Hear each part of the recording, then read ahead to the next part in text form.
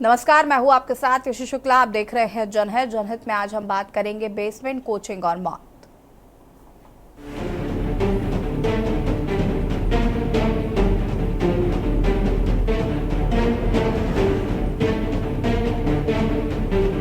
बाकी हाथ जोड़ के सभी ने निवेदन है कि ऑनलाइन में इतने बेहतरीन टीचर हैं।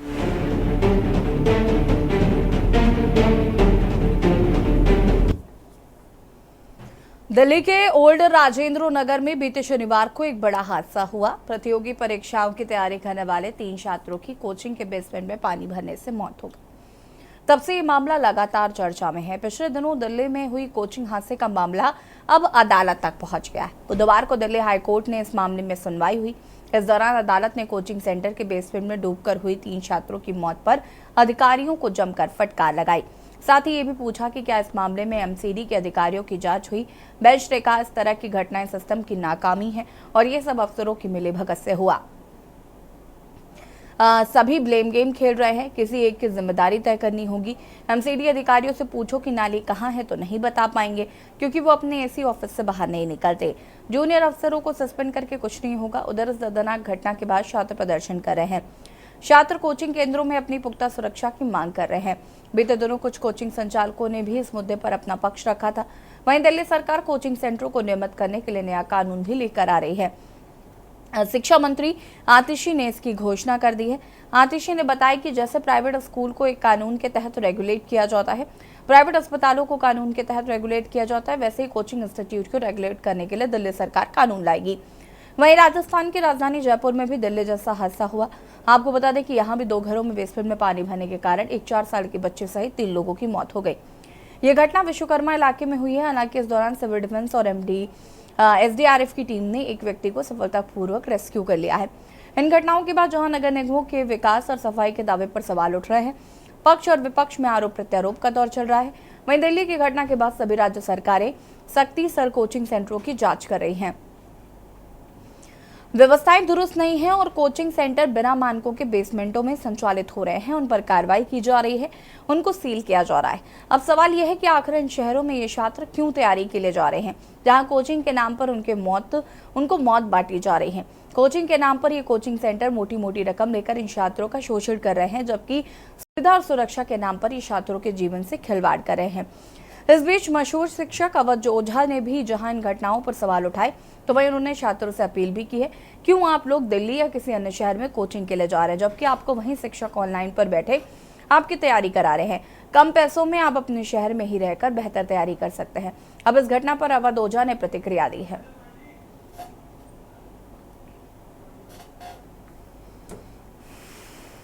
अब देखिए, जाहिर सी बात है, जो म्यूनिसिपल कॉरपोरेशन है वो आम आदमी पार्टी का, जो एमएलएज हैं 90% वो आम आदमी पार्टी के, और जो सरकार है वो उनकी है।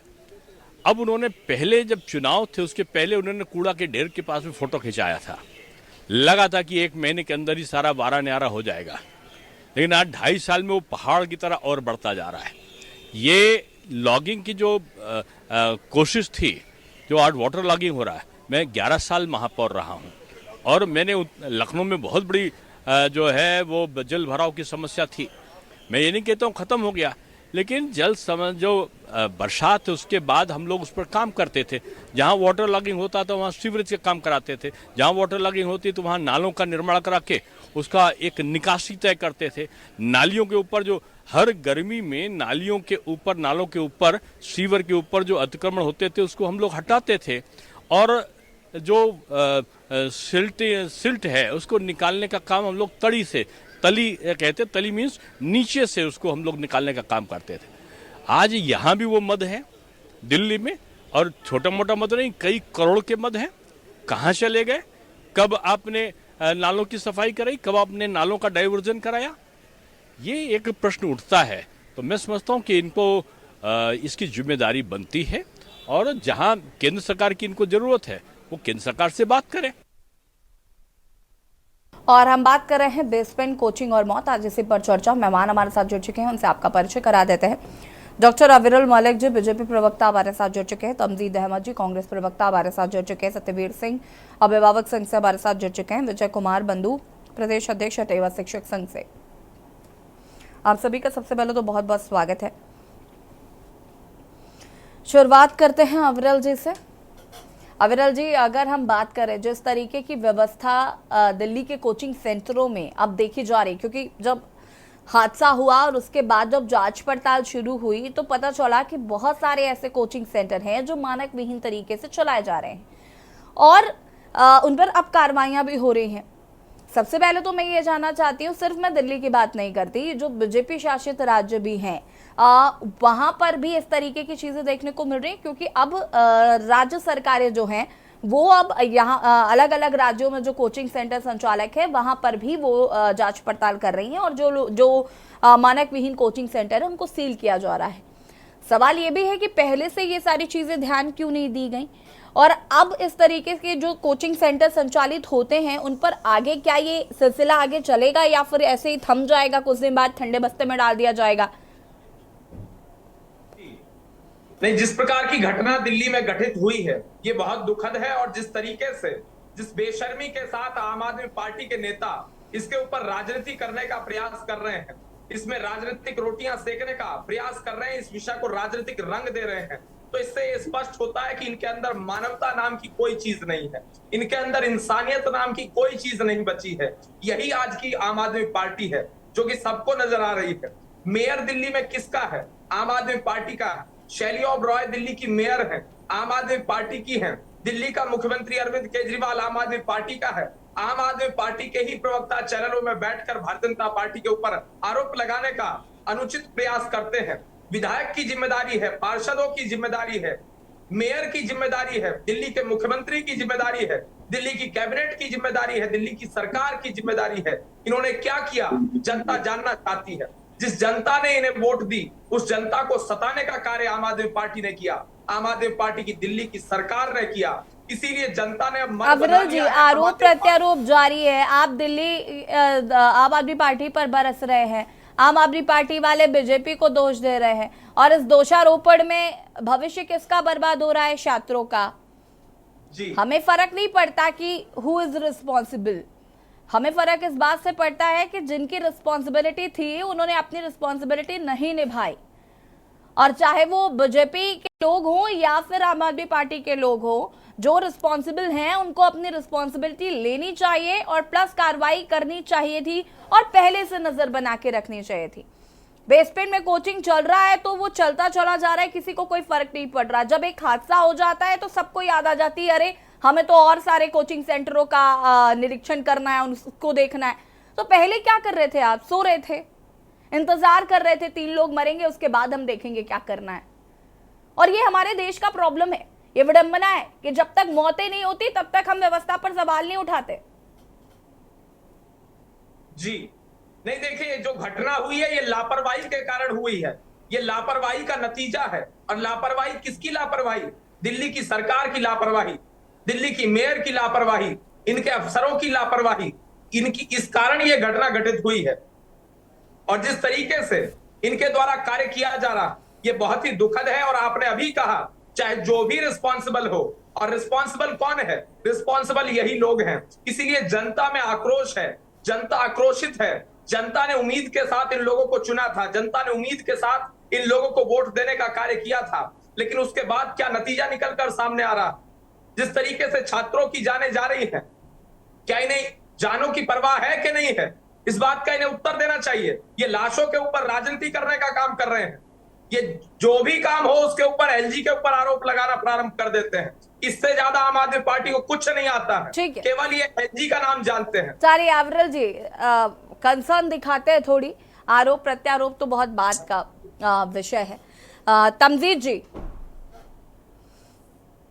अभी यहाँ पर अविरल जी ने बड़े सारे आरोप लगाए और जवाब आपका भी मैं चाहूंगी, क्योंकि गठबंधन में तो आम आदमी पार्टी भी है और जिस तरीके से अब जितने भी अलग अलग राज्य हैं उन्होंने भी अब कोचिंग सेंटरों का निरीक्षण करना शुरू किया कि जो मानक विहीन है उनको सील किया जा रहा है, इस तरीके की कार्रवाई देखने को मिल रही है। लेकिन सवाल यह है कि इतना देर से क्यों जाग रहे हैं? निश्चित रूप से बेहद दुर्भाग्यपूर्ण घटना है और पीड़ित परिवार के साथ कांग्रेस पार्टी की पूरी संवेदना है। तो बच्चे जो दुर्घटनावश जो शायद अगर रहते तो हो सकता है आईएएस बनते, आईपीएस बनते, लेकिन वो आज हमारे बीच में नहीं है। ये बेहद दुख की घड़ी है। लेकिन दुर्भाग्य है कि जिस तरीके से भारतीय जनता पार्टी इस पर राजनीति कर रही है, राजनीति का मौका नहीं था, लेकिन चाहे वायनाड की घटना पे हो, चाहे वो दिल्ली की घटना पे हो, और इनको लाशों पे राजनीति करने की आदत है। मुझे मौका लगता है आपको मिलता है तो आप छोड़ते हैं क्या? नहीं नहीं, बात समझिए, भारतीय जनता पार्टी को इस समय संवेदना दिखलानी चाहिए लोगों के साथ, लोगों को गंभीरता दिखलानी चाहिए। आप सत्ता में हैं, आप दिल्ली में जो भी घटना हुई है, राज्य सरकार की अपनी जिम्मेदारी है, एमसीडी की अपनी जिम्मेदारी है, लेकिन केंद्र शासित प्रदेश होने के नाते उतनी जिम्मेदारी केंद्र सरकार की। चलिए तमजीद जी, हम एक बार मान लेते हैं कि केंद्र सरकार की भी जिम्मेदारी है, लेकिन आम आदमी पार्टी तो सरकार ही चला रही है वहां पर। थोड़ी जिम्मेदारी अगर आम आदमी पार्टी भी ले लेगी तो अच्छा लगेगा। मैं आपकी बात से सहमत हूँ कि आम आदमी पार्टी की सरकार है और आम आदमी पार्टी एमसीडी में है, लेकिन उनकी जिम्मेदारी होते हुए भी केंद्र सरकार के जितने भी अफसर हैं, कल एक वीडियो भी जारी हुआ है, केंद्र सरकार के अफसर आप उनके देख रहे हैं किस तरीके से काम कर रहे हैं, एलजी किस तरीके से काम कर रहे हैं, वहां सबको पता है, किसी से छुपा नहीं। देश और पूरे राज्य में इस बात को लेकर पूरी तरीके से सबको इस चीज का इल्म है कि एलजी किस तरीके से केंद्र सरकार के इशारे पे क्या कर रहे हैं दिल्ली में बैठकर। निश्चित रूप से राज्य सरकार की जिम्मेदारी है, एमसीडी की भी जिम्मेदारी है, उतनी ही जिम्मेदारी केंद्र सरकार की भी। केंद्र सरकार से पीछे नहीं हट सकती है। और हम मांग करते हैं, इतनी बड़ी घटना होने के बाद हम लोग मांग करते हैं कि कम से कम केंद्र सरकार को इस समय सारे दलों का एक बैठक बुलानी चाहिए, जितने भी पर्यावरणविद हैं उनके साथ सलाह मशविरा करने चाहिए, लेकिन ये सब ना करके कोरी बयानबाजी कर रहे हैं। हम तो मांग करते हैं कि दिल्ली की, मणिपुर की तरह कम से कम दिल्ली आपके बगल में, वहां पहुंचना चाहिए आपको, वायनाड आपको पहुंचना चाहिए, जहां भी नेचुरल क्लेमिटी हो रही है वहां पे प्रधान चाहिए, अमित शाह जी को जाना चाहिए, लेकिन नहीं जा रहे हैं। ये दुर्भाग्य है। लेकिन हम पर्यावरण नहीं सुनिए, पर्यावरणविद इसमें क्या करेंगे? वो नाले का पानी अंदर घुस जाता है, उसमें पर्यावरणविद कहां से आ गए?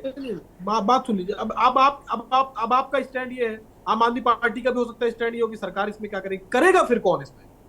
वायनाड में जो दुर्घटना हुई है उसमें पर्यावरणविद का रोल है नहीं है, कम से कम हम लोग को समझना तो पड़ेगा। क्यों नहीं, सब राम भरोसे है, जनता कर लेगी, सब खुद ही जनता ही करे। वहां जो पढ़ रहे हैं बच्चे वही कर लें खुद से, सरकार कुछ नहीं करेगी। सरकार सिर्फ जब वोट मांगने होंगे तो घर घर जाएगी और उसके बाद वोट पाकर जीत जाएगी, सत्ता में बैठ जाएगी, उसके बाद हमारी कोई जिम्मेदारी नहीं है। लेकिन नहीं तमजीद जी, हम अपनी जिम्मेदारी निभा रहे हैं। राहुल गांधी जी आज वायनाड के दौरे पे, प्रियंका गांधी जी वायनाड के दौरे पे, पूरी संवेदना है। और हमारी दिल्ली के भी जो भी लोग इससे पीड़ित हैं उनके साथ भी कांग्रेस पार्टी पूरी तरीके से खड़ी है। सरकार जो भी अगर हमसे सुझाव मांगेगी हम देंगे, नहीं भी मांगेगी तब भी हम सुझाव देंगे, लेकिन मानना न मानना सरकार के हाथ में। सरकार ने अभी तक वो गंभीरता नहीं दिखलाई है जो गंभीरता हम लोग और देश की जनता अपेक्षा कर रही है। मुझे ये नहीं समझ आ रहा, थोड़े सुझाव आम आदमी पार्टी को क्यों नहीं दिए जा रहे? आप सिर्फ और सिर्फ why are you targeting only BJP? मैंने कहा तो कि जिम्मेदारी राज्य सरकार की भी है, जिम्मेदारी एमसीडी की भी है, जिम्मेदारी केंद्र सरकार की भी है। मैं कहाँ इस चीज से मना कर रहा हूँ। हाँ, तो थोड़ा सा ज्ञान आम आदमी पार्टी को भी मिलना चाहिए ना। मैं सवाल आपका सुन नहीं पाया, क्या कह रही? मैं कह रही हूँ थोड़ा सा ज्ञान आपको आम आदमी पार्टी को भी देना चाहिए ना फिर तो। मैं तो कह रहा हूँ कि प्रधानमंत्री जी को सर्वदलीय बैठक बुलानी चाहिए, तो उसमें आम आदमी पार्टी भी शामिल हो गई है। नीति आयोग की बैठक में विपक्षी दल जाते नहीं है, सर्वदलीय बैठक में तो आपको लगता है विपक्षी दल जाएंगे शामिल? बिल्कुल, कौन सी बैठक में नहीं गए हम लोग, उनको बुलाना चाहिए, उनको पहल ठीक है। तमजीद जी, जाए ना जाए वो एक अलग मुद्दा है, लेकिन पहल प्रधानमंत्री जी को, सरकार को हाँ ये पॉइंट है ना, जाए ना जाए हाँ वो अलग बात है। प्रधानमंत्री जी एक जरूर बैठक बुला लें। चलिए ठीक है, करनी चाहिए, पहल तो करनी चाहिए। ठीक है सत्यवीर, वापस आते हैं आपके पास तमजीद जी। सत्यवीर सिंह जी का रुख कर लेते हैं। सत्यवीर जी, इस तरीके के जो कोचिंग संचालित हो रहे हैं, बच्चे दूर दूर से पढ़ने आते हैं अपना भविष्य बनाने के लिए, और जिस तरीके से बेसमेंट में कोचिंग चलाकर मौत एक तरीके से बांटी जा रही है, वो कहीं ना कहीं काफी शर्मनाक है। और उससे भी ज्यादा शर्मनाक ये है कि कोई जिम्मेदारी लेने के लिए तैयार नहीं है, सबने अपने हाथ खड़े कर रखे हैं। बिल्कुल सही कह रहे हैं आप। और मैं अभी हमारे प्रवक्ता बीजेपी से बैठे हुए हैं, कांग्रेस से बैठे हुए हैं, और बीजेपी का एक दुर्भाग्य समझिएगा, जो रटी रटाई पद्धति है वही सुचारू रूप से हर जगह सुनने को मिलती है। अरे जनता जनार्दन ने कुछ ना कुछ 35, 36, 37, 38, 40% वोट तो दिया, भागीदारी तो आपकी भी है, और दिल्ली में और भी नहीं तो 7 सांसद आपको दिए हैं। आप इस तरह की राजनीति क्यों करते हैं? आपको क्या मिलने वाला है? इस जनमानस के जो है ना, इस जो आपको, जो मैं ही अपने शब्दों में कहना हूं, जो जनता के साथ खड़ा होना चाहिए था, आज आप उसके बीच में नहीं है। खाली राजनीति के सिवा कुछ दूसरा काम नहीं है आप लोगों के पास में। मैं अभिभावक संघ की तरफ से बोलता हूं कि आपने जनता को 7 सांसद दिए हैं आपको दिल्ली में, आप उस भागीदारी को निभाइएगा। अगर गलती एक दिन से नहीं हुई है, 3 से 4 दिन में, 1 महीने में, 4 दिन में, 5 दिन में, या 1 साल में, 5 साल में बिल्डिंग खड़ी नहीं हुई है। ये कोचिंग सेंटर अब से पहले भी चलते रहे। एमसीडी में बीजेपी के मेयर भी रहे हैं, एमसीडी में जो है ना बीजेपी की सत्ता भी रही है, सारी चीजें बीजेपी की रही है। तो आज क्यों अपनी जिम्मेवारी से भाग रहे हैं? रातों रात ये सब चीजें खड़ी नहीं हुई हैं। तो उस रूप में मैं सभी से कहना चाहता हूं, चाहे वो कांग्रेस है, चाहे आम आदमी पार्टी है, चाहे बीजेपी है, अपनी भागीदारी जनमानस के रूप में निभाएं। हमारी आवश्यकता क्या है? आज हम किस रूप में, जो बच्चे हमारे आज अपने बीच से खो दिए, उनको हम किस तरीके से सांत्वना दें और आगे उनके भविष्य को किस तरीके से सुधार पर करें, ऐसी सोच की प्रवृत्ति को लेकर आगे बढ़ना चाहिए। वही रटी रटाई चीजें, एक दूसरे के आरोप प्रताप, अगर मैं समझना चाहूं तो आज इस राजनीति ने इस देश का जो ना बेड़ा गर्क कर दिया है। हर आदमी अपनी दुकानदारी चलाने पे तुला हुआ है। जनमानस के लिए कोई कुछ नहीं सोच रहा है कि आदमी किसकी पीड़ा हुई है, किसका बच्चा चला गया है, क्या क्या उम्मीदें थी उस परिवार के साथ में। दुर्भाग्य, मैं थू करता हूं ऐसी राजनीति पे, बड़ा दुर्भाग्य। मैं फिर कह रहा हूं, ये रटाई पद्धति बीजेपी को छोड़नी चाहिए। इसका पूरा और भी दिन आने वाला है, ये मैं आपसे कहना चाह रहा हूं। धन्यवाद आपका। ठीक है, वापस आएंगे आपके पास। आपने आम आदमी पार्टी को क्या कहा? और जबकि भारतीय जनता पार्टी आप जितनी भी आदरणीय महोदय जी जितनी भी बुराई करेंगे उतनी गर्त पे चले जाएंगे। आप बुराई करेंगे उतनी गर्त पे चले जाएंगे।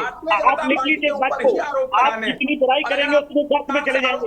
कोई कीमत नहीं है। आप दिल्ली में बीजेपी में दिल्ली में नहीं आ सकते आप लोग। अविरल जी, जब आपको बोला जाए ना प्लीज तभी बोलिएगा, रुक जाइए जरा। आपने कुछ सोचा ही नहीं है। विजय कुमार बंधु जी का रुख कर लेते, प्रदेश अध्यक्ष हैं शिक्षक संघ से।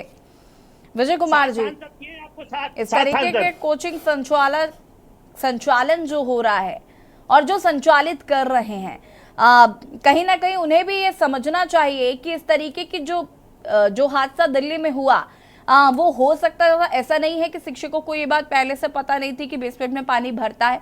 वो बात अलग है कि उन्हें आइडिया नहीं होगा कितनी स्पीड में पानी आ गया होगा। और अगर मैं आपसे जवाब लूंगी विजय जी, लेकिन उससे पहले वायनाड ले चलते हैं आपको, जहां पर राहुल गांधी क्या कुछ कह रहे सुन लेते हैं।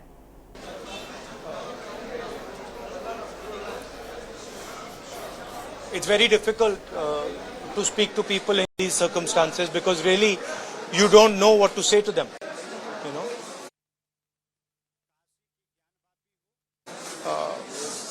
So it's been quite a difficult day for me, but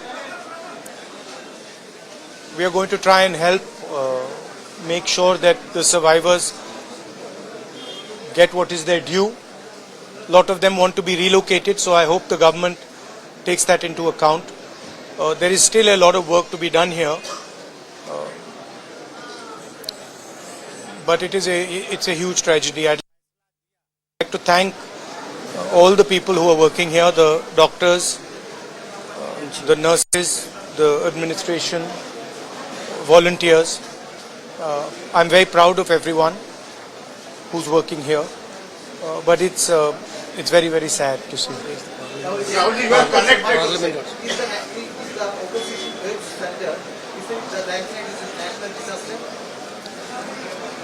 Well, let's see. I mean, to me, this is a national disaster for sure. But let us see what the government says. Sir, you are connected to Wayanad.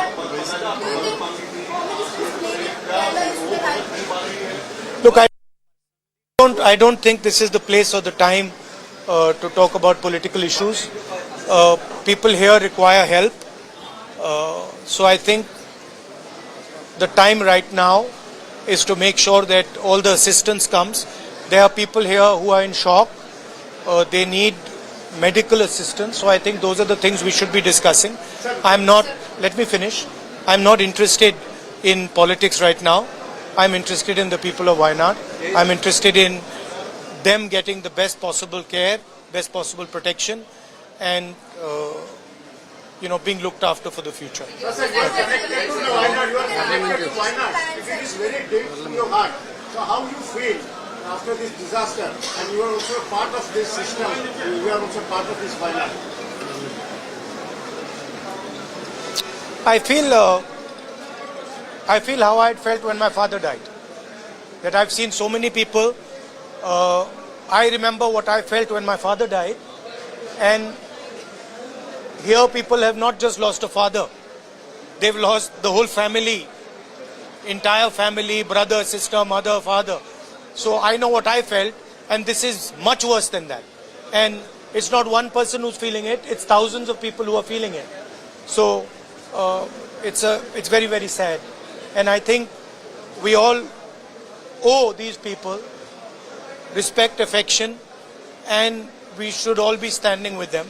And I'm very proud that a lot of people are standing with the people of Wayanad. In fact, the whole nation's attention is towards Wayanad, and I'm sure that the whole nation is going to help the people of Wayanad. Thank you very much.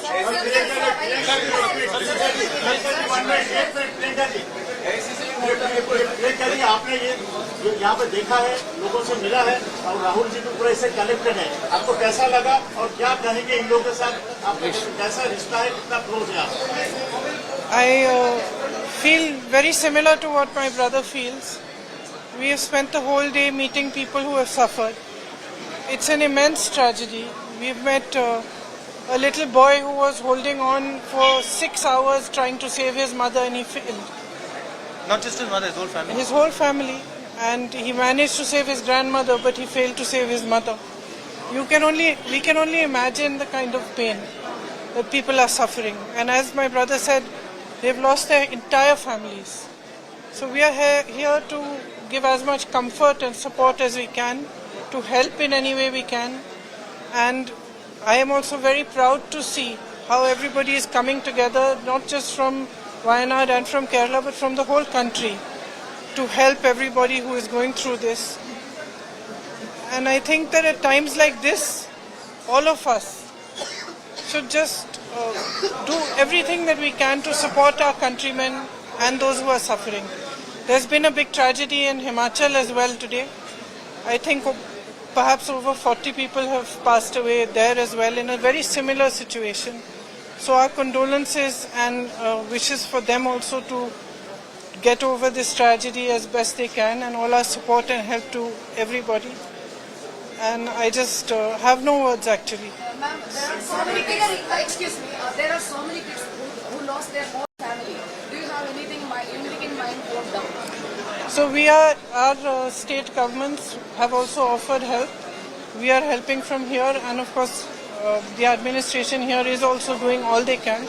And when we're here tomorrow, we are thinking of sitting down and just charting out how many affected people there are, what all we can do, what help is coming, how much support is coming, and how we can assist especially the children who are left on their own.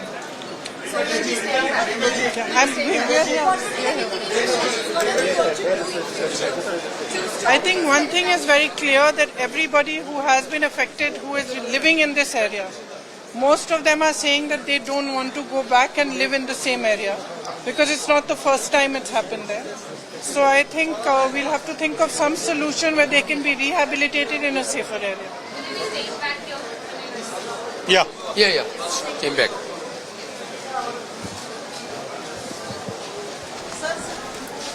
और यहाँ पर वायनाड से ये सीधी तस्वीरें देख रहे थे, जहाँ पर आपको बता दें कि राहुल गांधी और प्रियंका गांधी पहुंचे हुए थे। आपको बता दें कि जिस तरीके से वायनाड में लैंडस्लाइड हुई और अब तक 276 ये आंकड़ा मौतों का पहुंच चुका है, वहाँ पर आज प्रियंका गांधी और राहुल पहुंचे और मृतकों के परिजनों के प्रति अपनी संवेदनाएं व्यक्त की है। साथ ही साथ उन्होंने कहा कि इस दुख की घड़ी में हम उनके साथ हैं। और बात कर रहे हैं बेसमेंट कोचिंग और मौत, दिल्ली में जो हादसा हुआ जिसमें 3 बच्चों की जान चली गई, जो यहाँ पर आईएएस की पढ़ाई करने के लिए आए थे और यहाँ पर एग्जाम की तैयारियां करने के लिए आए थे, और जिस तरीके से बेसमेंट में पानी भरा और उसके बाद 3 बच्चों की मौत हुई, उसको लेकर कहीं ना कहीं ये मामला जब कोर्ट पहुंचा तो हाई कोर्ट ने भी फटकार लगाई। राज्य सरकारें अब इसको लेकर काफी संवेदनशील नजर आ रही हैं। जगह जगह पर कोचिंग सेंटर्स का निरीक्षण किया जा रहा है, जो मानक विहीन पाई जा रही हैं उनको सील किया जा रहा है। लेकिन सवाल यह है कि पहले से ये सारी तैयारियां क्यों नहीं की गई और अब इस पर काम किया जा रहा है जिस तरीके से। और अवध ओझा जी हैं, उनका भी ये साफ कहना है कि बच्चे अपना शहर छोड़कर दूसरे शहर जाते भी क्यों हैं कोचिंग के लिए, तो हम इस पर भी बातचीत करेंगे।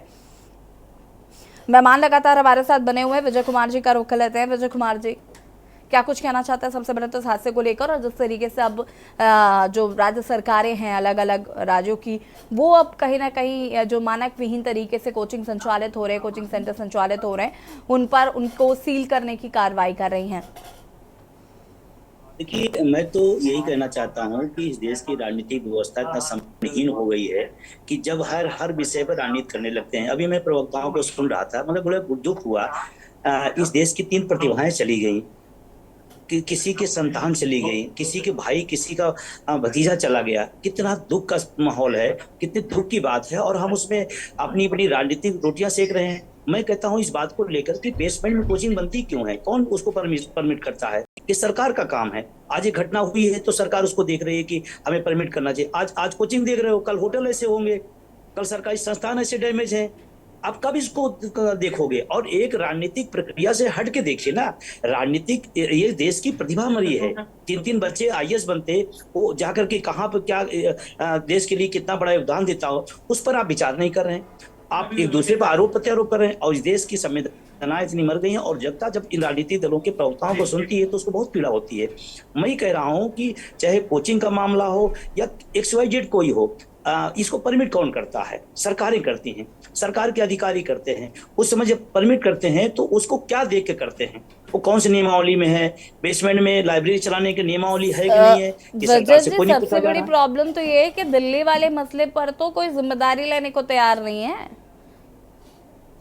बिल्कुल सही आपने कहा कि चलो आम आदमी पार्टी की सरकार है, उनकी भी जिम्मेदारी है, तो भाजपा की जिम्मेदारी है। वहाँ सारे के सारे सांसद आपके लगातार जीत के आ रहे हैं, आप कैसे उससे भाग सकते हैं? मैं कहता हूं कि आप एक तू मैं करने के बजाय उसको एक सोल्यूशन की तरफ बढ़ें, और एक स्वतंत्र स्पर्धा और ना कर, मतलब आपसी द्वंद्व ना करते हुए उसमें एक सलूशन निकालें। सलूशन क्या है? सलूशन यह है कि जो नियमावली है उसके नियम से इतर जाकर के उसको क्यों दिया गया परमिट? वो कितना बड़ी संस्थान हो, कितनी बड़ी कोचिंग संस्थान हो, मैं कहता हूं कि नियम के खिलाफ क्या एक आम आदमी के लिए नियम बहुत महत्वपूर्ण होते हैं, बाकी बड़े लोगों के लिए कोई नियम नहीं होते हैं। कल्पना करो, जो अंबेडकर नगर से एक लड़की दिल्ली गई, कितने बड़े सपने संजो गई, और वो सपना क्या हो गया? उसका मौत के रूप बदल गया। इसकी जिम्मेदारी लेने के बजाय हम आरोप प्रत्यारोप कर रहे हैं। मेरा बस इतना निवेदन है इन राजनीतिक दलों से, खासकर वहां सरकार दिल्ली से और दिल्ली के जो लोग और नुमाइंदे हैं, उनसे मेरा एक निवेदन है कि जब इन चीजों को आप करें, आप जो नियमावली है, मैं यही बात नहीं, मैं उत्तर प्रदेश की बात कर रहा हूँ। तमाम ऐसे इंटर कॉलेज चल रहे हैं, 2 कमरे में इंटर कॉलेज चलाए जा रहे हैं। किसने दिया परमिट? कौन सी लोग कर रहे हैं? कल वहां हादसा होगा, फिर क्या होगा? तो आप जब हादसा होगा तो आप उसको चेक करेंगे, नहीं हादसा होगा तो चलने दीजिए। पुल गिर जा रहे हैं इस देश के अंदर, उस पुल को गिरने की जिम्मेदारी किनके पास आ रही है? तो समस्या यह है कि हम मूल मुद्दों को पीछे छोड़ करके राजनीति खेल रहे हैं। उसमें इस देश की जो नौजवान हैं, जो प्रतिभावान लोग हैं, उनका नुकसान हो रहा है। और राजनीति प्रवक्ताओं खासकर इस तरह के बिंदु पर बात करते समय ध्यान देना चाहिए। किसी के परिवार के बच्चे गए हैं, उनके सपने मरे हैं, तो ऐसी कोई बात ना बोले। ऐसी बात ना कि अगर आप कल्पना करें इस डिबेट को अगर उनके परिवार वाले सुन रहे होंगे तो वो सिर्फ इस व्यवस्था पे थूक रहे होंगे, करे कि क्या हो रहा है इस देश के अंदर, क्या चल रहा है। तो मैं कह रहा हूं कि राजनीतिक व्यवस्था या राजनीतिक लोग बहुत ही संवेदनशील होने चाहिए। उनको इस बात को समझना चाहिए कि हम किस बिंदुओं पर बात करने आए हैं। वो पॉलिटिकल मुद्दा है या संवेदना का मुद्दा है या इंसानियत का मुद्दा है, इस बात को गौर रखना पड़ेगा, तब चीजें हो पाएंगी। और मैं तो कहता हूं कि आपने शुरू किया, अच्छी बात है। कोचिंगों का आप चेक करिए, लेकिन मैं कहता हूं ऐसे तमाम सारे सरकारी संस्थान हैं जो जर्जर हैं। मैं लखनऊ में यहाँ की पुलिस लाइन जर्जर है। पुलिस के लोगों को यहाँ कमरे इस तरह टपक रहे हैं। तो अब कल हादसा होगा पुलिस के साथ, ऐसा ना हो किसी के साथ, लेकिन होगा तो उसके बाद आप शुरू करेंगे। मैं आपको इत्तला दे रहा हूँ, ऐसे तमाम सरकारी संस्थान हैं जो डैमेज हैं और सरकार सिर्फ भाषणबाजी कर रही है। प्राथमिक विद्यालयों के हाल बहुत बुरे हैं विजय कुमार जी, आपको तो पता ही होगा, शिक्षक संघ से हैं आप। तो प्राथमिक विद्यालयों में छत टपकती रहती है, बच्चे उसके नीचे बैठकर पढ़ाई कर रहे हैं, ये आलम है। मैं यूपी की अगर बात करूं तो कम किया जा रहा है। मतलब जिन चीजों, चिकित्सा और स्वास्थ्य का बजट इस केंद्रीय बजट में कम किया गया। क्यों बजट कम किया गया? शिक्षा का बजट बढ़ना चाहिए, स्वास्थ्य का बजट बढ़ना चाहिए, क्यों नहीं बढ़ रहा है? क्योंकि शिक्षा एक चुनावी मुद्दा है नहीं हमारे देश में, इसलिए जो जनवादी मुद्दे उस पर कोई चर्चा नहीं, उस पर कोई बात नहीं, इधर उधर की बातें करो, बस काम खत्म। चलिए ठीक है, वापस आते हैं आपके पास अविरल जी। जी, अपनी बात को पूरा करिएगा। देखिए, जिस प्रकार से इनके द्वारा कहा गया बिल्कुल सही बात है। इन विषयों पर निश्चित रूप से चर्चा होनी चाहिए, लेकिन जहां तक बात है भारतीय जनता पार्टी की और भारतीय जनता पार्टी के दायित्वों की, तो इस विषय को भी देखना चाहिए। आज डिबेट इस विषय पर भी 2 मिनट के लिए होनी चाहिए कि राज्य सरकार के क्या दायित्व होते हैं, मेयर के क्या दायित्व होते हैं, तो उससे खुलकर और सुनिए, मेयर की बात, अभी मेयर की बात करें। एक मिनट अविरल जी, मैं लखनऊ में हूँ, कल पूरा विधानसभा हो गया था, एकदम डूब गया था। यहीं के मेयर आपके राज्यसभा सदस्य बने हुए हैं, और वो अभी बता रहे गिना रहे कि लखनऊ में बड़ा शानदार हो गया, पूरा लखनऊ कल डूबा था। अविरल जी, ये तो आपको पता होगा कि कल लखनऊ का क्या हाल था। 2 घंटे की बारिश में राजधानी जो है वो पूरी तरीके से जलमग्न हो गई थी। लोगों को इतनी समस्याएं हो रही थी, लेकिन उसका किसी से कोई सरोकार नहीं है। वहां के लिए क्या कहेंगे आप? देखिए, आज का जो विषय है, इस डिबेट का जो विषय है वो दिल्ली के विषय पर ये मुख्य रूप से डिबेट फोकस है। अविरल जी नहीं, बात आपने कर दी तो मैंने बोल दिया। नहीं, आप गलत टॉपिक पर है। दिल्ली विषय नहीं है हमारा। पूरे देश में जहां जहां इस तरीके से कोचिंग संचालित होती है, हमारा विषय ये है। सिर्फ दिल्ली पर चर्चा करके क्या करेंगे हम? एक कोचिंग सेंटर को आप सुधार भी देंगे तो बाकियों का क्या? फिर मौत मिलेगी, फिर चर्चा करने आ जाएंगे। दिल्ली हमारा टॉपिक नहीं है। टॉपिक हमारा कोचिंग सेंटर्स हैं जो इस तरीके से मानक विहीन तरीके से चलाए जा रहे हैं। और दूसरा टॉपिक जिस पर मैं अब बात करना चाहती हूँ वो ये है कि आखिर बच्चे अपना शहर छोड़कर दूसरे शहरों में पढ़ाई के लिए क्यों जाते? अव्यवस्था। और ये अव्यवस्था कौन क्रिएट कर रहा है? जो वहां की सरकार में है, चाहे वो कांग्रेस हो और चाहे वो बीजेपी हो, चाहे वो आम आदमी पार्टी हो। यूपी की बात कर लेते हैं अविरल जी, आपसे बताइए जरा। यूपी में मुख्य मुद्दा है, बिल्कुल सही बात है, अव्यवस्था मुख्य मुद्दा है, लेकिन नंबर 2 स्वतंत्रता भी है। सबको स्वतंत्रता है कि वो कहां जाना चाहता है, कहां पढ़ना चाहता है। अगर अवध ओझा जी का भी एक वीडियो आया, वो यही बात कह रहे थे कि जाने माने ऑनलाइन शिक्षक भी हैं, वो काफी ज्यादा लोग उनको सुनते हैं। उनका एक वीडियो आया, उन्होंने ये सवाल उठाया कि आखिर बच्चे क्यों जाते हैं दूसरे शहरों में, और उन्होंने कारण बताया कि बच्चे सिर्फ और सिर्फ दूसरे शहरों में या दिल्ली जैसे शहरों में पढ़ने सिर्फ इसलिए जाते हैं क्योंकि उनको उनके शहर में व्यवस्थाएं नहीं मिलती हैं, ना ही उस तरीके का उनको एजुकेशन मिलता है कि वो दिल्ली ना जाए। मजबूरी में उन्हें दिल्ली जाना पड़ता है। तो आप ऐसी व्यवस्था क्यों नहीं कर रहे?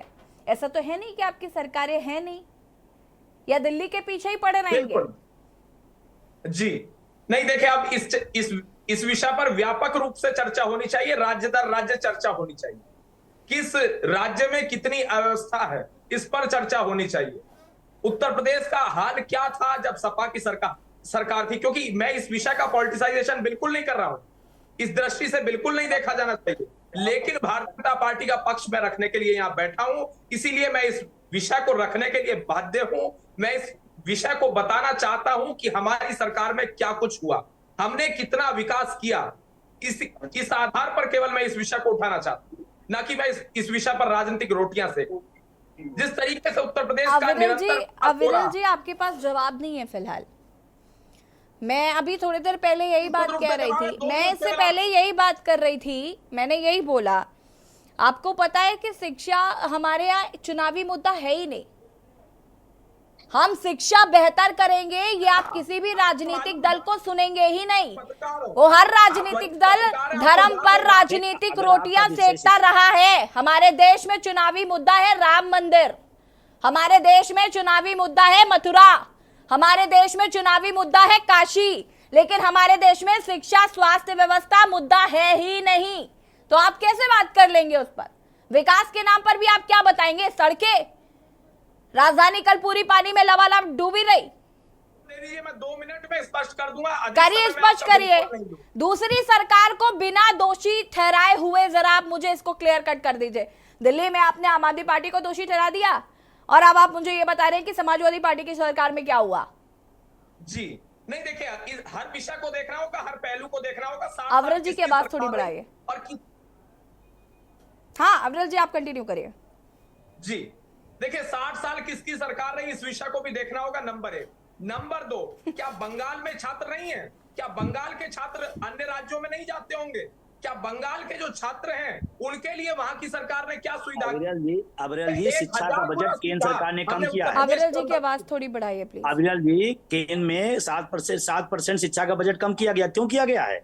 आप उसका जवाब दीजिए। शिक्षा का चिकित्सा का बजट क्यों कम? आप अपने एंगल से देखना चाह रहे हैं, मैं जनता के दृष्टिकोण से देख रहा हूं। फर्क केवल इतना है, केवल एक एंगल से मत देखिए, केवल एक चश्मे से मत देखिए। आप शिक्षा का बजट कम क्यों, उसको बताइए ना। आप क्यों नहीं बता रहे हैं? आप बजट बढ़ना चाहिए, घटना चाहिए, हमको बताइए ना आप इस बात को। ये डिबेट हो रही है, ये डिबेट किस कारण हो रही है? आज हम इस विषय को उठाकर किस लिए बैठे हैं? क्योंकि दिल्ली में घटना हुई है, लेकिन आप जयपुर में हुई है, जयपुर का भी जिक्र कर रहे हैं आप। दिल्ली कर रहे हैं, हम जरा जयपुर की भी बात कर लेते हैं। जयपुर में भी अभी कल हादसा हुआ जहां पर बेसमेंट में पानी भर गया, एक 4 साल की बच्ची की मौत हो गई। ठीक है, तो बात सिर्फ दिल्ली की नहीं है, बात सारे राज्य की है, हर पूरे देश की है। और समस्या, मैं ये सिर्फ और सिर्फ बीजेपी को टारगेट नहीं कर रही हूं विरल जी, आपको ये समझना पड़ेगा। मैं राज्य सरकारों को दोष दे रही हूं, वो कांग्रेस हो, बीजेपी हो, समाजवादी पार्टी हो या फिर आम आदमी पार्टी हो।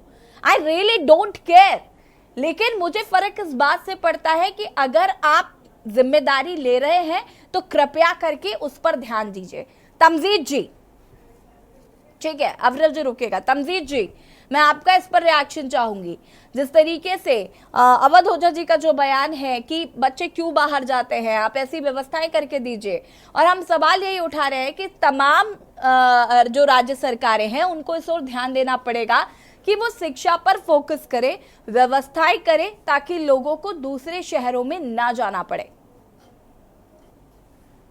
देखिए, ये तो बिल्कुल सही बात है, आइडियली होना तो ऐसा ही चाहिए।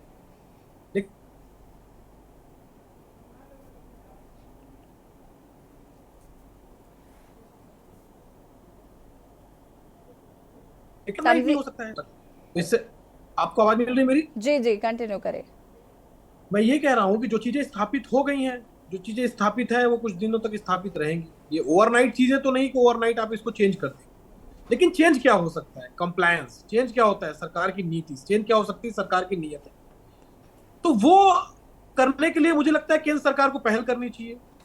उनको जितने भी इसके स्टेक होल्डर्स है, क्या बेहतर किया जा सकता है पर्यावरण को लेके या कंप्लायंस को लेके, बिल्डिंग बनाने को लेके क्या कंप्लायंस होना चाहिए, इनको लेके क्या पहल की जा सकती है, ये पहल सरकार को करना चाहिए और उस पर बात करना चाहिए। लेकिन उम्मीद इसलिए कम है, मैं बहुत राजनीतिक बयाजी करने के मूड में था नहीं आज, लेकिन बोलना इस वजह से पड़ रहा है कि अविरल मलिक जी सबको जिम्मेदार ठहरा रहे हैं, just instead of saying to himself. अभी छोड़ दीजिए सारी बातें। मैं तो कह रहा हूं कि आप दिल्ली की बात छोड़ दीजिए, वायनाड की बात छोड़ दीजिए, हर जगह की बात छोड़ दीजिए। आप संसद भवन, जहां प्रधानमंत्री सहित 543 सांसद बैठते लोकसभा में, कल वहां पानी भरा है। आपको पता है ये बात? वहां की जिम्मेदारी कौन लेगा? अब उसमें भी बता देते कि एमसीडी की जिम्मेदारी, इसकी जिम्मेदारी। तो आप समझिए भ्रष्टाचार का स्तर इतना बढ़ा हुआ है कि जो संसद अमृत काल में बनी हुई है, वहां पानी गिर रहा था, पानी भर रहे थे अधिकारी वहां बैठ के। उसके लिए किसकी जिम्मेदारी ठहराए? हो सकता है ज्यादा पानी भर जाए तो वहां पे भी बेसमेंट है, हो सकता है कि वहां पे भी कुछ हादसा हो जाए, उसके जिम्मेदार कौन होंगे? तो भारतीय जनता पार्टी को इस वक्त बहुत, मुझे लगता है कि अपना एनालिसिस करने की जरूरत है कि बयानबाजी रोक के इस वक्त पहल करें। सरकार को पहल करनी चाहिए, सारे स्टेक होल्डर, सारे राज्यों के मुख्यमंत्री को बुला के इस पे बात करनी चाहिए। सिर्फ बयान नहीं देना चाहिए, वरना बयान आपको बहुत महंगे पड़ जाएंगे, राजनीतिक बयान। क्योंकि जनता ये भी देख रही है कि जिस संसद भवन को आपने बनाया था वहां पे पानी छूने लगा है। तो इसलिए मेरी आपसे अपेक्षा भी है, देश की भी आपसे अपेक्षा है, मेरा आग्रह भी है कि आप इस चीज को, बात को आगे रखिए कि जितने भी मुख्यमंत्री हैं, जितने भी स्टेक होल्डर, सबकी एक अविलंब मीटिंग बुलाएं, जो भी सुझाव आए उसको इंप्लीमेंट करने की प्रक्रिया आगे बढ़ाएं। और बाकी जो ओझा साहब का जो सुझाव है, निश्चित रूप से बहुत अच्छा सुझाव है, उस पर विचार सरकार को करना चाहिए कि ऐसी व्यवस्था कायम करे और रोजगार कैसे साधन मुहैया कराए कि लोगों को बाहर ही ना जाना पड़े। इससे अच्छा क्या हो सकता है? और हम तो कोशिश करेंगे, जब हम सत्ता में आएंगे तो हम इसको निश्चित रूप से कोशिश करेंगे। अरे कि क्या बेहतर तो किया है नहीं कि पूरे देश में कांग्रेस साफ हो चुकी है, जहां कांग्रेस है वहीं शुरुआत कर लीजिए। क्या साफ हो चुकी है? नहीं, कहाँ साफ क्या हो चुकी है? साफ हो चुकी तो क्या आपने सुना मैंने क्या कहा? अब समझ नहीं। हाँ, तमजीद जी, मैंने सिर्फ इतना कहा कि जहां पर कांग्रेस है, ऐसा तो है नहीं कि पूरे देश में कांग्रेस साफ हो चुकी है। कांग्रेस शासित प्रदेश भी हैं, वहां पर आप व्यवस्थाएं करना शुरू कर दीजिए, तो शायद बीजेपी वाले कुछ सीख ले लें आपसे। निश्चित रूप से आप सुझाव बहुत अच्छा सुझाव है, और निश्चित रूप से हम कोशिश कर रहे हैं। जैसे कर्नाटका आप देख लीजिए, बैंगलोर हमने हब बनाया है। आप देख लीजिए, पूरे देश से लोग आते हैं बैंगलोर में नौकरी करने के लिए। हमने महाराष्ट्र को इतना डेवलप किया कि मुंबई में आप देख लीजिए कि लोग पूरे दुनिया देश से रोजगार के लिए मुंबई में आते हैं। जयपुर का कोटा शहर हमने इतना डेवलप किया कि वो पूरा शिक्षा की राजधानी बन गई। तो हमारा प्रयास ये रहता है, और आपके सुझाव हम लोग बिल्कुल मान रहे हैं। उस सुझाव पे और भी जो बेहतर हो सकता है हमारी सरकारें उस पर काम करेंगी। अविरल जी, लेकिन आप हमारे बनाए हुए जो आईटी हब है आज, ठीक है अविरल, आपका जवाब मैं लूंगी, लेकिन उससे पहले एक दर्शक है चंद्र प्रकाश कुरुक्षेत्र से हमारे साथ जुड़ चुके हैं। तो चंद्र प्रकाश जी, बहुत बहुत स्वागत है आपका, अपनी राय साझा कर सकते हैं आप। माफी चाहूंगी कि आपको देरी से ले रही हूँ मैं। का निजीकरण बंद होना चाहिए, और ये जो उच्च शिक्षा के मानदंड हैं ये मेरे दृष्टिकोण में सरकारी होने चाहिए। सरकार जिस प्रकार से primary school, higher secondary school बनाती है, उसी प्रकार से ये शिक्षा के बड़े बड़े मंदिर भी बनने चाहिए, जिससे बच्चों को बाहर ना जाना पड़े। माँ बाप का जो पैसे का दोहन है वो रुक जाए।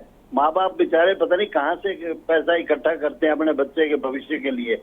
हमारे माता पिता ने भी किया। हमारे माता पिता ने हमें पढ़ाया government higher secondary school Rewari में।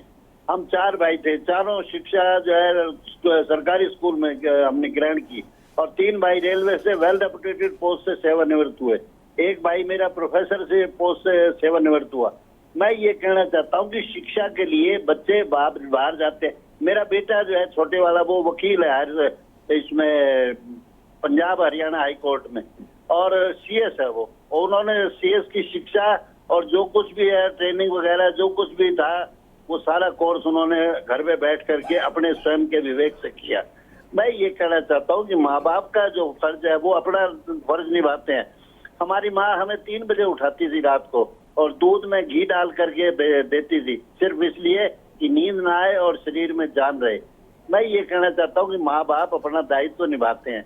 आपके माता पिता ने आपको अच्छी शिक्षा ग्रहण करवाई, आज आप के न्यूज पर हैं।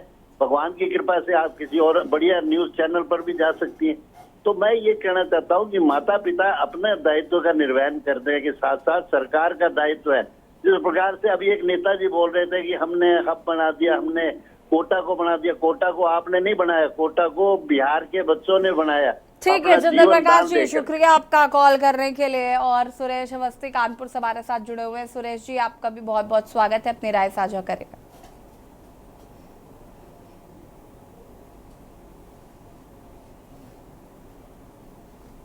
सुरेश जी, आवाज आ रही है आपको?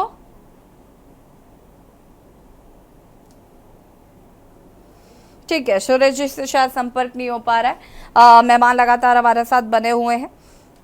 अवरज जी, फटाफट अपनी बात को पूरा करिएगा, मुझे सत्यवीर जी और विजय जी का भी रुख करना है।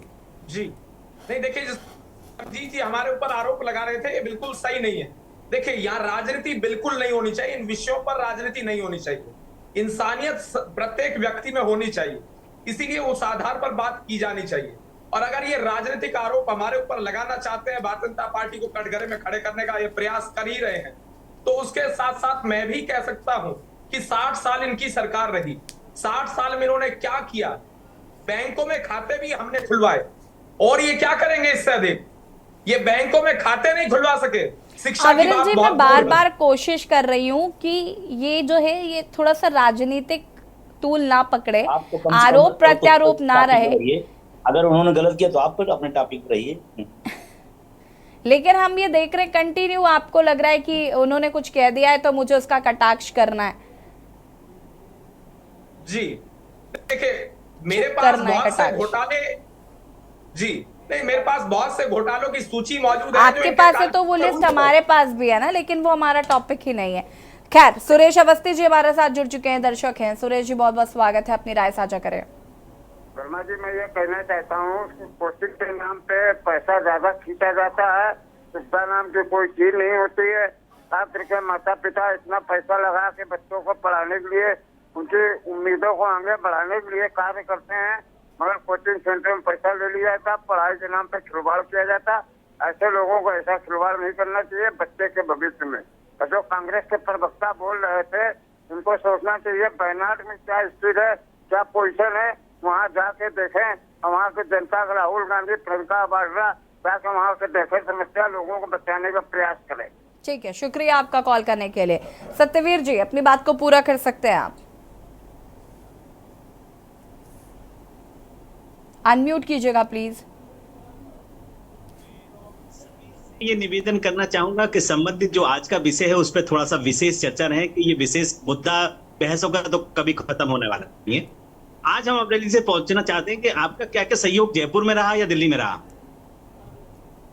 बताइए अमरेली जी थोड़ा सा क्या क्या सहयोग किया अभी जनमानस के बीच में, आप किन लोगों को आपने ढाढ़स बंधाया, किन लोगों के बीच में गए, आपके बहुत साथ सांसद हैं, पूरी दिल्ली केंद्रीय सरकार वहां पे बैठी हुई है, आप बताइए ना किनकी सहायता अभी कर पाए आप लोग, क्या 10 आदमियों की टोली लेके आप पहुंचे वहां पे, बताइए आप एक तस्वीर मुझे बता दीजिएगा किन लोगों की मदद कर पाए आप। इन कुछ नहीं रखा, आप जितनी भी इन बहस में चले जाएंगे आप नीचे आके चले जाएंगे। पूरे मामले को मॉनिटर कर रहे हैं। मैं बीजेपी का सपोर्टर हूँ, पूरे मामले को मॉनिटर कर मैं आपको ये कहना चाहता हूँ कि बीजेपी का सपोर्टर हूँ, पर इन आदतों को सुधारने मेरा आपसे निवेदन है, हम बहुत पीछे चले गए। नहीं सत्यवीर जी देखिए, आरोप नहीं, मैं इस पर आपकी राय जानना चाहती हूँ कि जो बच्चे अपना शहर छोड़कर दूसरे शहरों में पढ़ाई करना जो आते हैं उसका आप क्या बड़ा कारण मानते हैं? जैसे अवधूत जी का साफ तौर पर कहना है कि व्यवस्थाएं अगर आप बेहतर करेंगे तो शायद ऐसा नहीं होगा। पढ़ाई को लेके हर शहर में एक इंस्टीट्यूट जो है ना कॉमन फैसिलिटी ऐसी बनाई जाए, जो पढ़ने वाले बच्चे हैं उनको वहां पे कॉमन फैसिलिटी उपलब्ध कराई जाए, चाहे वो कोई भी शहर हो, कोई भी किसी की सरकार हो। ये केंद्रीय सरकार का एक दायित्व बनता है कि वहां पे जितना भी ट्यूशन सेंटर है, चाहे वो आईएएस की तैयारी कर रहा है, चाहे पीसीएस की तैयारी कर रहा है, अभी कॉमन सेंटर इस तरीके से बनाए जो उस तरीके के बच्चे पढ़ने वाले हैं, जो आज आने वाले समय का भविष्य है, उनको हम उसी शहर में वो चीजें उपलब्ध कराएं। ये शिक्षा का जो है ना एक ध्यान देना चाहिए, ये मेरा निवेदन है, बस बार बार यही निवेदन। विजय कुमार जी क्या राय? मैं ये कहना चाहता हूँ जी कि ये शिक्षा और चिकित्सा ये पूरी तरह सरकार के हाथ में होना चाहिए और सरकार के पास बजट की कोई कमी नहीं, पर नियत की कमी है। मैं कहता हूँ ये कोचिंग सेंटर सरकार क्यों नहीं अपने हिसाब से संचालित करती है, या उसको नमूने के रूप में रख देती है। जैसे 2-3 सेंटर खोले गए हैं, बहुत छोटे छोटे खोले गए हैं, सुविधाएं नहीं है। हम कहते हैं इसको अपने सरकार हाथ में क्यों लेती है? मैं बहुत जिम्मेदारी से कह रहा हूं। लेकिन आपको लगता है दिस इज द सॉल्यूशन, सरकार अपने हाथ में ले लेगी तो और भ्रष्टाचार आपको देखने को मिलेगा? प्राइवेट कोचिंग चल रही मैडम, इतना शोषण हो रहा है और गरीब बच्चे अपने गांव से कैसे कैसे किताब, कैसे कैसे फीस की व्यवस्था कर रहे हैं, वहां भी शोषण का इंतहा है। देखिए सरकारी व्यवस्था में हम नहीं कहते कि पूरी पारदर्शिता हो सकती है, लेकिन जो शोषण निजी संस्थानों में है उससे कहीं गुना कम होगा, और अगर होता है तो सरकार की जिम्मेदारी है उसको बेहतर करे। हम कहते हैं कोचिंगों की व्यवस्था का संचालन भी सरकार अपने हाथों में लेकर के सरकारी मद से अगर अपने गरीब बच्चों को इस देश के शिक्षा व्यवस्था को बेहतर करे तो हमको लगता है ज्यादा बेहतर सलूशन निकलेगा। लेकिन मैं एक बात फिर कह रहा हूं, ये भाजपा और कांग्रेस आम आदमी पार्टी का सवाल नहीं है, ये सबके मिलकर के शिक्षा राष्ट्रनीति है, चिकित्सा राष्ट्रनीति है, और ये नौजवान बच्चे हमारे देश के भविष्य हैं। इन पर कोई पार्टी की बात ना किया जाए, बल्कि ये सलूशन निकाला जाए कि कैसे इसको हम बेहतर कर सकते हैं। और अगर मैं बात करूं दिल्ली की, तो ऐसे ऐसे छोटे छोटे कमरों में बच्चे रह रहे हैं और जिनमें हवा और पानी नहीं, हवा और प्रकाश नहीं जाता है, ऐसे हालातों में बच्चे। तो अगर छोटे छोटे शहरों में भी सरकार व्यवस्था इस तरह कर दे तो निश्चित रूप से कोई बच्चा अंबेडकर नगर से दिल्ली नहीं जाना चाहेगा अगर उसको शिक्षा की व्यवस्था पास में मिल रही है। वो मजबूरन जाता है कि हमें अच्छा करना है तो हमें किसी तरफ देखना है जहां बेहतर हो रहा है, वो इसलिए भागता है। कोई भी माँ बाप नहीं चाह